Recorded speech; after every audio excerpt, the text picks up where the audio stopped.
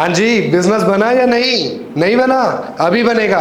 चलो आज सिखाता हूँ कैसे बिजनेस बनाना है। My self Varun Kukreja, business coach. आज हम एक टॉपिक पे बात करेंगे कि मार्केट गैप कैसे ढूंढा जाए और मार्केट गैप एक प्रोडक्ट और एक कंपनी को खड़ा करने के लिए, एक ब्रांड बनाने के लिए कैसे जरूरी है। अक्सर नॉर्मली क्या होता है कि हम जब जब बिजनेस स्टार्ट कर रहे होते हैं, हम प्रोडक्ट तो पसंद कर लेते हैं कि हमारी स्पेशलिटी इसमें है या हमारी स्पेसिफिकेशन इसमें है या मेरे को इस प्रोडक्ट की मार्केट में एंटर करना है।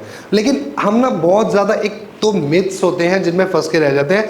जैसे कि अगर मैं प्रोडक्ट ला रहा हूँ, नॉर्मल हर किसी बंदे के माइंड में क्या आता है, मैं उसकी क्वालिटी बहुत अच्छी रखूंगा, मैं उसकी प्राइस जो है वो रीजनेबल रखूंगा, मैं उसकी पैकिंग जो है वो बहुत अच्छी करने की कोशिश करूंगा, उसकी लेबलिंग अच्छे से करूंगा, उसकी ब्रांडिंग को मैं इस तरीके से करूंगा। पर जब जब हमारा एंड में प्रोडक्ट रेडी होने लगता है और हम मार्केट में कंपटीशन देखते हैं, तो कहीं ना कहीं हर किसी के मन में एक बार आता है कि मेरा ब्रांड, मेरा प्रोडक्ट चलेगा या नहीं चलेगा, मेरा प्रोडक्ट ब्रांड बन पाएगा या नहीं बन पाएगा।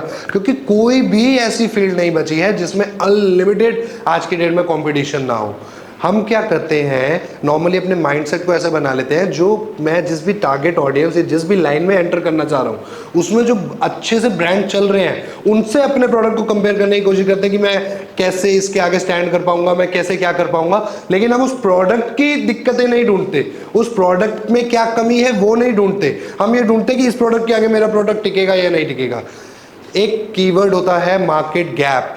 हमें थोड़े टाइम के लिए, एक बार के लिए अपना प्रोडक्ट साइड में रखकर जिस भी फील्ड में आप उतर रहे हैं, जिस भी रेंज में आप उतर रहे हैं, वहां पर कंज्यूमर्स की नीड समझना बहुत ज़रूरी होता है। या जो लीडिंग ब्रांड्स हैं वो कहाँ पर कुछ कमी छोड़ रहे हैं, कहाँ पर उनके लूप होल्स हैं, कहाँ पर वो मार्केट में गैप क्रिएट कर रहे हैं, उन गैप को ढूंढना पड़ता है। अब ऐसे ही नहीं समझाऊंगा, हमेशा हर एक वीडियो में जो भी बात करता हूँ एग्जाम्पल देने के साथ करता हूँ। इसमें भी एग्जाम्पल देके आपको और अच्छे से समझाऊंगा ताकि आपकी अंडरस्टैंडिंग बेटर हो। मेरी बात समझना, ये वीडियो इसलिए नहीं है कि हाँ भाई आना है, समझाना है, कुछ करना है, नहीं। ये वीडियो इसलिए है कि अपने बिजनेस को खड़ा करना है, बिजनेसमैन कल कहलाना है। अब एक सबसे पहले एग्जाम्पल की बात करते हैं, जैसे कि रसना। 1970 तक मार्केट में एक भी ब्रांड ऐसा नहीं था जो बच्चों को टारगेट करता हो। वहाँ पे उस टाइम पे ना, अगर हम बेवरेज इंडस्ट्री की बात करें तो सारे के सारे अडल्ट्स को टारगेट कर रहे थे।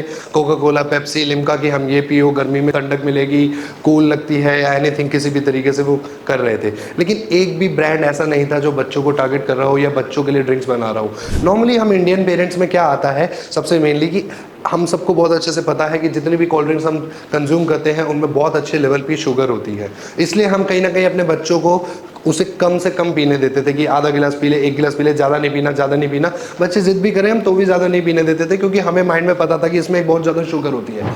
यही चीज़ रसना ने नोटिस करी। रसना ने क्या करा कि उन्होंने देखा कि अभी भी मार्केट में जितने भी बेवरेज ब्रांड है वो सारे के सारे अडल्ट को टारगेट कर रहे हैं। चिल्ड्रंस के लिए कोई भी ड्रिंक नहीं है, किसी भी तरीके का कुछ नहीं है। उन्होंने बच्चों को टारगेट करते हुए अपनी एडवर्टाइजमेंट बनाना स्टार्ट किया। उन्होंने अपनी एडवर्टाइजमेंट में भी ये दिखाया कि बच्चे आराम से खेल के कूद के आ रहे हैं और साथ में आराम से रसना एंजॉय कर रहे हैं, क्योंकि उनकी टारगेट ऑडियंस जो थी वो बच्चे थे। अब इसके बाद सबसे मेन चीज, उन्होंने अपनी प्रोडक्ट को मार्केट से अलग कैसे किया और मार्केट गैप में कैसे घुसे।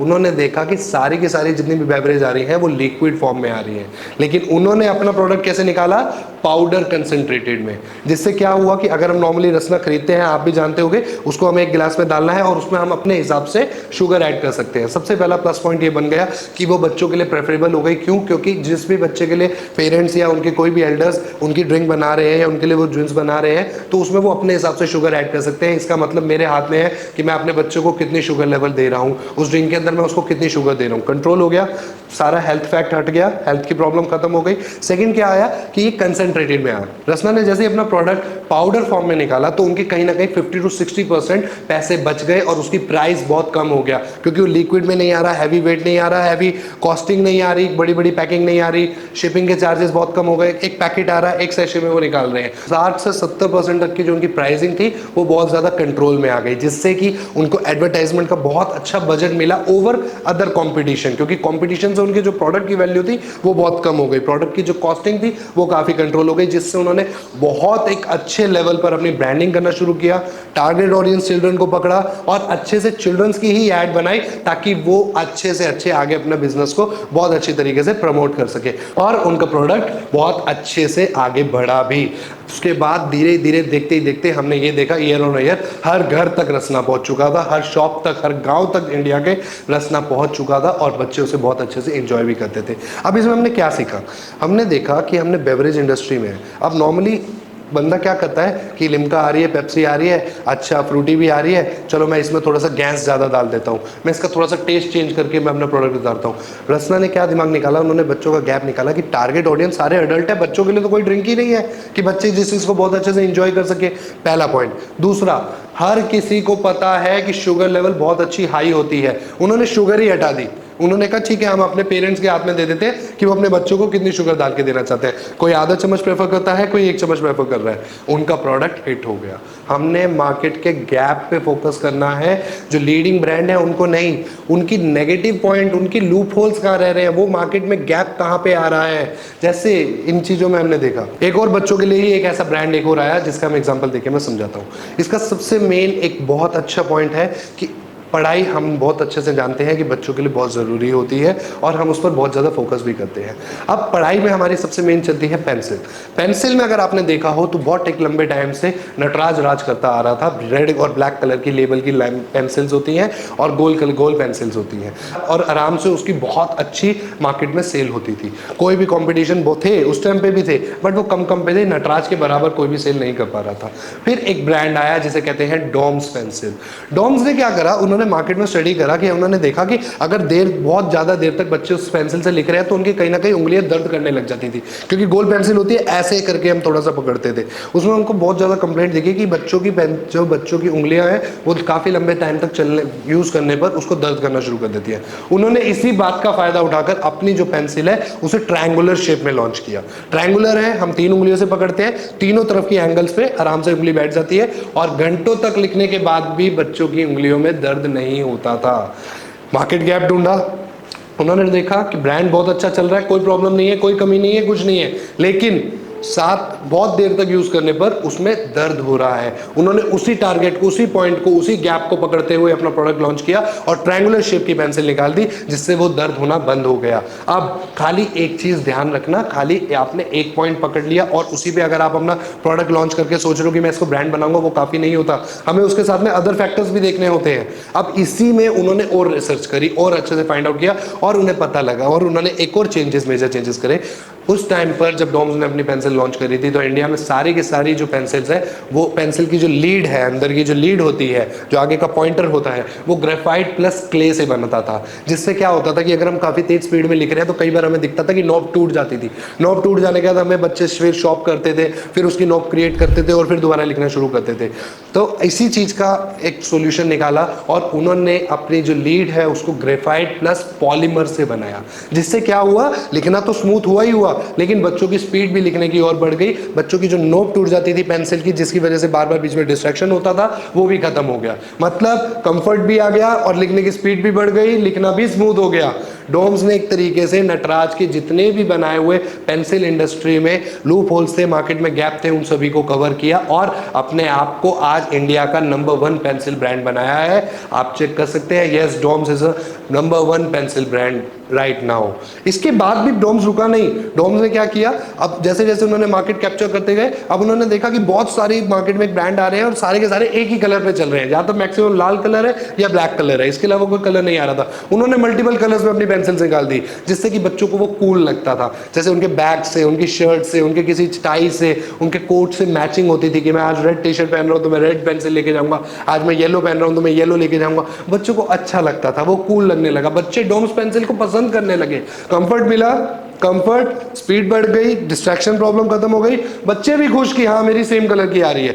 जितना भी मार्केट गैप था सारा कवर किया, अपनी कंपनी को सबसे बड़ा ब्रांड बनाया, अपने प्रोडक्ट को सबसे बहुत अच्छा एक जाना माना ब्रांड बनाया और उस इंडस्ट्री और फील्ड के सबसे नंबर 1 लीडिंग कंपनी बने। आई होप आपको बहुत अच्छे से समझ आ रहा होगा। हमने दोनों एग्जाम्पल देखे, दोनों ही अलग अलग, एक बेवरेज इंडस्ट्री आ गई, एक पेंसिल इंडस्ट्री आ गई, लेकिन दोनों ने क्या किया, मार्केट गैप ढूंढे। ऐसा नहीं है कि इनके लिए कॉम्पिटिशन्स नहीं थे मार्केट में या इनके लिए थोड़ा सा टफ नहीं होगा अपने प्रोडक्ट को लाना, लेकिन इन्होंने क्या किया, मार्केट के कॉम्पिटिशन्स में अपने लिए गैप क्रिएट करा, मार्केट की नीड देखी, जो आपकी पोटेंशियल ऑडियंस है। सब सिखाते हैं कि आप अपनी पोटेंशियल ऑडियंस को ट्रैक करो, उन्हीं ऑडियंस ऑडियंस को टारगेट करो जिसको आप करना चाहते हो, लेकिन उनकी नीड क्या है। अगर आपके जैसा सिमिलर प्रोडक्ट वो मार्केट में यूज कर रहे हैं तो उससे आप बेटर क्या कर सकते हो, उससे आप अलग क्या कर पा रहे हो।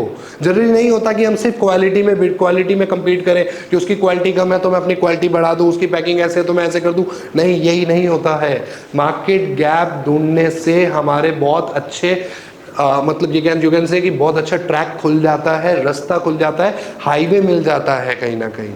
ठीक है, यही नहीं, कोई बात नहीं, अभी और समझना है मैं और समझाता हूं। एक और एग्जांपल की तरफ बात करते हैं।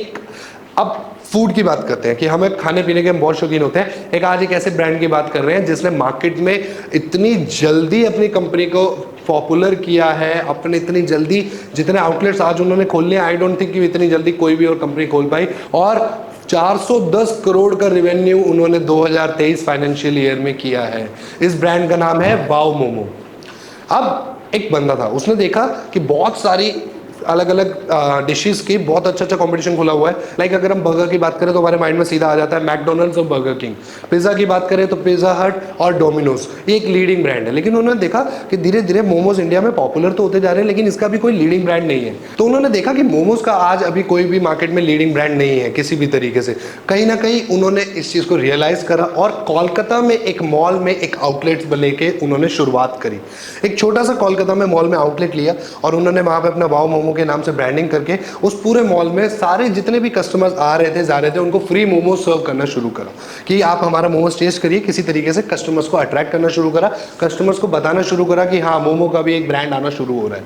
कस्टमर्स को उनकी टेस्ट, उन्होंने अपने टेस्ट और अपनी क्वालिटी को भी इतना अच्छा मेंटेन किया, कहीं ना कहीं कस्टमर्स उनसे अट्रैक्ट होने लगे और कहीं ना कहीं धीरे धीरे उसकी पॉपुलैरिटी बढ़ने लगी।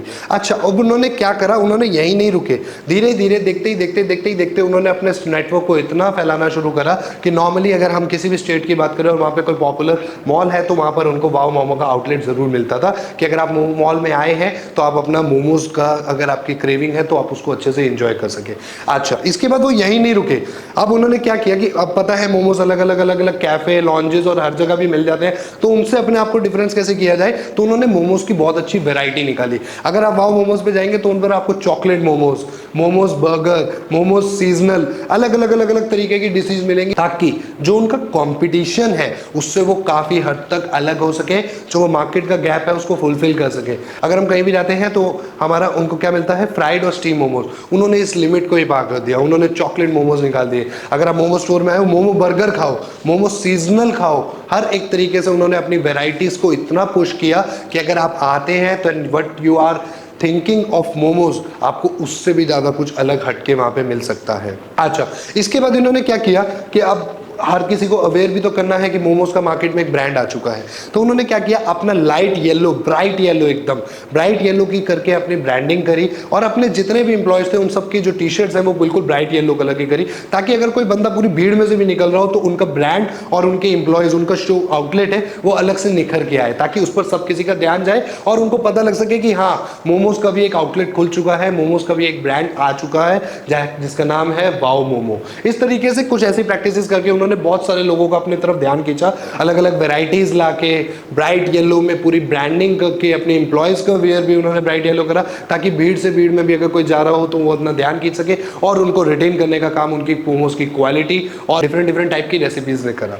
ठीक है, इन सारी प्रैक्टिसेस को यूज करते हुए उन्होंने बहुत सारे कस्टमर्स को अपनी तरफ अट्रैक्ट किया और रेगुलरली धीरे धीरे अपने नंबर ऑफ आउटलेट्स बढ़ाते चले गए।